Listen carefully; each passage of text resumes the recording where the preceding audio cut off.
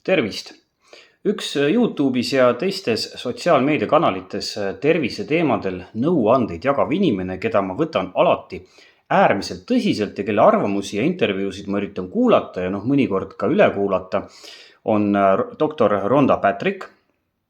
Peamine põhjus, miks ma tema arvamusi ja nõuandeid kuulan, on muidugi see, et vastupidiselt väga paljudele teistele influenceritele teab ta väga hästi, mida ta räägib ja ta lähenemine on rangelt teaduspõhine ja lisaks kõigele on ta biomeditsiini professor. Vaat siuke lugu. Sattusin ma siis hiljuti kuulama Rhonda Patricku ühte intervjuud, milles ta ütles, et ta ei soovita lisada marja või puuvilja smuutide sisse banaani. Ja kuna ta ka mainis, miks ta seda ei soovita teha, siis õnnestus mul üles leida teadustöö, millel ta soovitus põhineb ja kuna see uuring on tõesti väga põnev, siis räägin ma sellest tänases videos natukene pikemalt. Ma ütlen kohe ära, et põhjus ei ole selles, et banaan annaks kuidagi erakordselt palju kaloreid. Ühes keskmises banaanis on keskmiselt umbes 100 kilokalorit ehk siis umbes sama palju kui ühes suures õunas või 2 või 3 korda vähem kui ühes keskmises purksis. Aga enne kui ma hakkan rääkima sellest uuringust, mis soovitab banaani smuutisse mitte lisada, peame me rääkima polüfenoolidest. Polüfenoolid on väga lai rühm ühendeid, mida leidub sisuliselt kõigis taimedes, kaasa arvatud marjades, puuviljades ja köögiviljades. Kui ma ütlen, et tegemist on laia rühma ühenditega, siis pean ma silmas seda, et erinevaid polüfenoole on avastatud vähemalt 8000 ja on olemas erinevad lähenemised sellele, millised ühendeid täpselt võib või peaks polüfenoolide sekka arvama. Polüfenoolidel on teadusuuringute kohaselt inimese tervisele selge positiivne mõju. Ehk siis teisisõnu öeldes, kui sa tarvitad toiduaineid, milles leidub palju polüfenoole, siis esineb sul harvemini erinevaid haiguseid ja su elukvaliteet on kõrgem. Täpsemalt öeldes on polüfenoolidel näiteks antioksüdatiivsed, antibakteriaalsed, närvirakke kaitsvad ja põletikuvastased omadused. Lisaks on polüfenoolide tarvitamine väga oluline, kui me soovime heas vormis hoida oma soolestiku mikrobiomi. Nagu ma ütlesin, on erinevaid polüfenoole väga palju. Ja kui ma hakkaksin neid siin põhjalikumalt lahterdama ja tooma iga olulisema grupi kohta välja teadustöid, mis on analüüsinud nende mõju tervisele, siis läheks ausalt öeldes issanda päike enne korduvat looja, kui ma üldse kuhugi selle jutuga jõuaksin. Seega ma ei hakka seda tegema, vaid räägin polüfenoolide mõjust tervisele üldiselt. Ja kuigi mehhanismid, mille kaudu polüfenoolid meie organismi rakku ja molekulaarsel tasandil mõjutavad, on väga põnevad. Näiteks võivad nad kinnituda nii signaalvalkude kui ka otse mitokondrite külge. Ei hakka ma ka nendest mehhanismidest pikemalt rääkima, sest oleme ausad, Eestis on tõenäoliselt 2,5 inimest, keda see jutt huvitaks.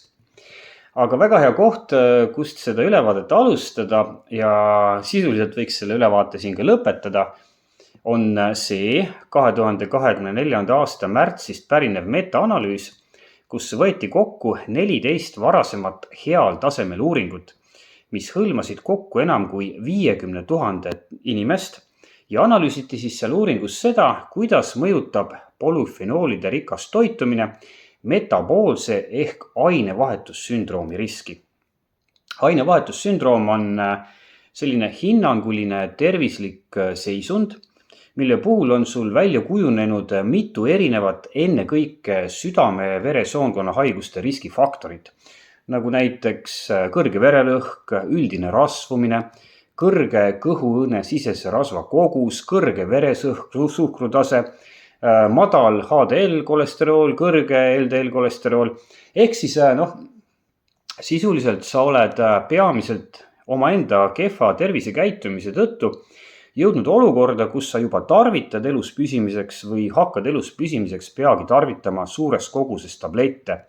Ja mis seal salata, sinust saab siis ravimifirmade kuldklient, kuni sa sured enneaegselt kas südame-veresoonkonna haigustesse, diabeedi komplikatsioonide tõttu või mõnel muul äärmiselt ebameeldival põhjusel. Kõnealune uuring näitas, et kui võrrelda inimesi, kelle igapäevases toidus on enim polüfenoole inimestega, kelle igapäevases toidus on neid kõige vähem, siis on esimese grupi ainevahetussündroomi risk madalam 22%. See 22% ei tundu võib-olla hiigelkõrge, aga selleni jõudmiseks võeti arvesse ka näiteks kehamassiindeks, vanus, sugu, füüsiline aktiivsus, suitsetamine ja muud faktorid. Ehk siis lihtsamalt öeldes üritati maksimaalselt vähendada võimalust, et ainevahetussündroomi riski ei vähenda mitte polüfenoolid ise, vaid see, et enam polüfenoole tarvitavad inimesed on lihtsalt parema tervisekäitumisega. Ja lisaks juba mainitud ainevahetussündroomi riski vähendamisele, ehk siis kui ma jätan kõrvale positiivse mõju vererõhule, veresuhkrule, kehakaalule, LDL, HDL, kolesterooli osakaalule, parandavad polüfenoolid teadusuuringute kohaselt muuhulgas pisut vaimse võimekuse parameetreid, vähendavad unehäireid, aitavad kiirendada maohaavanditest ja 12 sõrmiksoolehaavandist paranemist ja võivad ka vähendada teatud tüüpi vähkkasvajate tekkeriski. Kui ma räägin oma lemmikteemast, milleks on loomulikult lihastreening või jõutreening, siis on meil teada, et polüfenooli rikas toit parandab teatud määral sportlikku võimekust ja võib kiirendada treeningust taastumist. Vaata, ma võiks seda loetelu nüüd jälle jätkata pikalt, aga me oleme ju tegelikult nüüd jõudnud sinuga ühele meelele, et polüfenoolid on miski, mida me tahame oma toidust kätte saada ja saada neid siis kätte toidust võimalikult suures koguses. Ja üheks väga mugavaks viisiks oma toidu polüfenooli sisaldust tõsta on marja- ja puuviljasmuutid, sest marjades ja puuviljades on erinevaid polüfenoole suures koguses. See, et marja- ja puuviljasmuutidele lisatakse banaani, on teadupärast väga levinud ja pigem reegel kui erand, sest lisaks magusale maitsele aitab banaan hoida smuuti jaoks parimat konsistentsi ehk siis seob koostisosad ja smuuti ei ole liiga vedel. Aga nüüd ongi meil paras aeg rääkida ühest väga asjalikust ja põhjalikust teadustööst, mis näitab selgelt ja üheselt, et kui sa soovid, et su marja- ja puuviljasmuutides oleks suur kogus tervisele kasulikke polüfenoole, siis ei ole sellele smuutile banaani lisamine absoluutselt hea mõte. Täpsemalt uuriti antud juhul, kuidas mõjutab marjasmuutile banaani lisamine seda, kui palju polüfenoole, milleks olid antud juhul looduslikud ühendid nimega flavanoolid, jõuab sinu verre. Ma ei hakka selle uuringu ülesehitusel isegi pikemalt peatuma, sest kui sind see huvitab, siis viida leiad sa soovi korral jutukasti alt. Ja ma panen nüüd kohe ekraanile 3 graafikut, mis ütlevad kindlasti rohkem kui 100 sõna. Vaata, kui sa seda graafikut nüüd vaatad, siis 2 äärmist pilti kujutavad meid huvitavate looduslike ühendite taset veres juhul, kui sama kogus flavanoole anti katsealustele kas siis kapslisse peidetuna või marjasmuuti sees. Ja keskmine pilt näitab, milline oli nende tase veres juhul, kui smuutile lisati banaani. Põhjus, miks banaan kaotab sinu hoolikalt ette valmistatud marjasmuutist tervisele kasulikud polüfenoolid peaaegu täielikult, on see, et banaan sisaldab erakordselt palju ensüümi nimega polüfenooloksüdaas, mis smuutis olevate polüfenoolidega väga agressiivselt reageerib ja neid lagundab. Ja sarnane tulemus saadi katse käigus ka siis, kui katsealused jõid ilma banaanita marjasmuutit ja lihtsalt sõid sinna banaani kõrvale. Ehk siis banaani polüfenooli taset alandav toime ei tulenenud sellest, et see oli smuutile lisatud, vaid ilmnes ka siis, kui smuutit ja banaani tarvitati eraldi. Muidugi laieneb see banaani polüfenoole elimineeriv toime ka väljaspoole smuutisid. Ehk siis, kui nende kasulike ühendite tarvitamine on sinu jaoks oluline ja see peaks olema sinu jaoks oluline, nagu me juba eelpool aru saime, siis ära söö banaane koos marjade ja puuviljadega. Iseenesest ei ole muidugi banaanis mitte midagi halba ja eraldi banaani söömine on tegelikult hea mõte, sest seal on peidus nii mõndagi kasulikku. Ja näed, vaat selles tabelis on nüüd näha, et kui sinu jaoks on marjasmuuti puhul oluline polüfenoolide tase, siis on ennekõike banaan ja peidilehed, ent teatud määral ka õun need toiduained, mida ei maksa smuuti sisse panna, sest neis kõigis on kõrge polüfenooloksüdaasi tase. Muide, kui ma juba hakkasin sulle smuutidest rääkima, siis ma võtan ühe teema veel jutuks.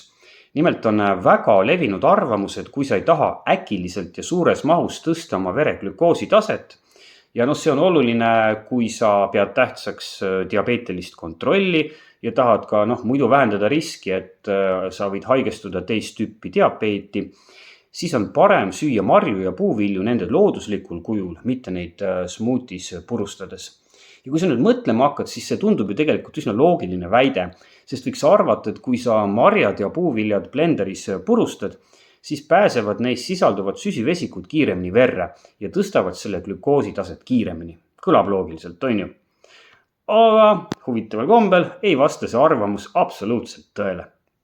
Nagu me saame näha näiteks sellest 2022. aastal avaldatud teadustööst, mille käigus palusid uurijad ühel juhul katsealustel süüa õunu ja puldmurakaid ja teisel juhul ära juua samast kogusest õuntest ja põldmurakatest tehtud smuuti. Tulemust, mis on risti vastupidine sellele, mida oleks võinud eeldada, näete te sellest graafikust. Ülemine joon näitab vere glükoosi taset pärast õunte ja marjade söömist ja alumine joon sama näitu pärast samast kogusest valmistatud smuuti joomist. Kui sa vaatad varasemaid sarnaseid uuringuid, siis torkab silma, et kui sa blenderdad ainult üht tüüpi marju või puuvilju, siis on mõju vere glükoosi tasemele üldiselt sama, mis tervete marjade ja puuviljade söömisel.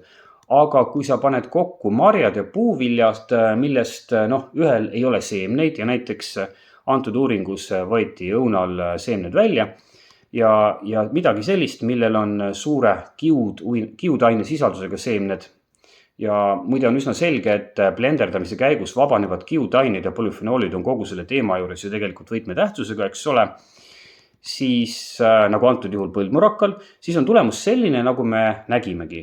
Ja seni ei ole mina näinud ühtegi tõsiselt võetavat uuringut, mis näitaks, et marjade ja puuviljade smuuti kujul tarvitamine tõstaks vere glükoosi sisaldust enam ja kiiremini kui tervete marjade ja puuviljade söömine. Tegelikult üsna üllatav, aga teadus räägib selgelt keelt selle kohta. Kahte asja ma tahaksin sulle smuutidega seoses veel öelda. Need mõlemad uuringud, millest ma rääkisin, puudutasid ise kodus valmistatud smuutisid.